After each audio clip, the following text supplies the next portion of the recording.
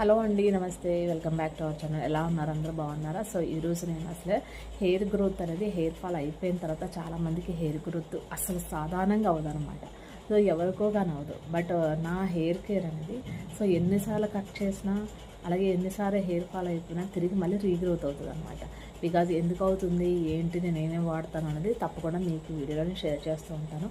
So లైవ్లో result చూపిస్తాను చూడండి. సో ఇదంతా కూడా చూసారు కదా, ఇదంతా కూడా ఇప్పుడు ఊడిపోయిన హెయిర్ మళ్ళీ తిరిగి గ్రోత్ అయింది అనమాట. ఇదంతా కూడా హెయిర్ అనమాట అండి. చూసారా, ఈ హెయిర్ అంతా మధ్యలో ఇక్కడ ఎక్కడన్నా హెయిర్ ఎలా ఊడిపోయి గ్రోత్ అవుతుందా?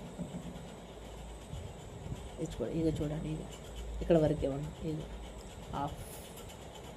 చూసారా, చాలామందికి కూడా ఏంటంటే కనుక హెయిర్ రాలిపోయిన తర్వాత హెయిర్ ఫాల్ అవ్వదు, అలాగే పలచబడిపోయి ఉండిపోతుంది అనమాట.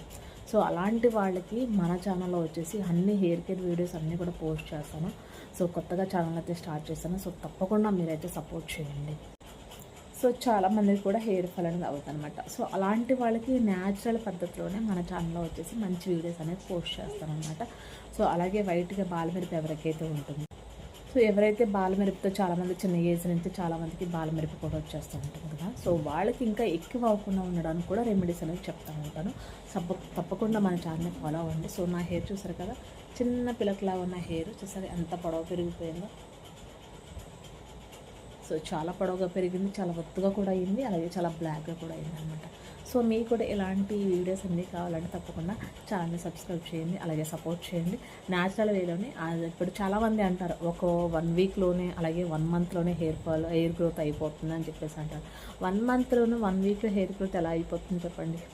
సో ప్రీవియస్గా నా హెయిర్ ఎలా ఉండేది, కట్ చేసిన తర్వాత ఎంత చిన్న జుట్టు అయిపోయింది, మళ్ళీ తిరిగి ఎంత పెద్ద జుట్టు పెరిగిందనేది మీకు లైవ్లోనే నేను చూపిస్తున్నాను అనమాట.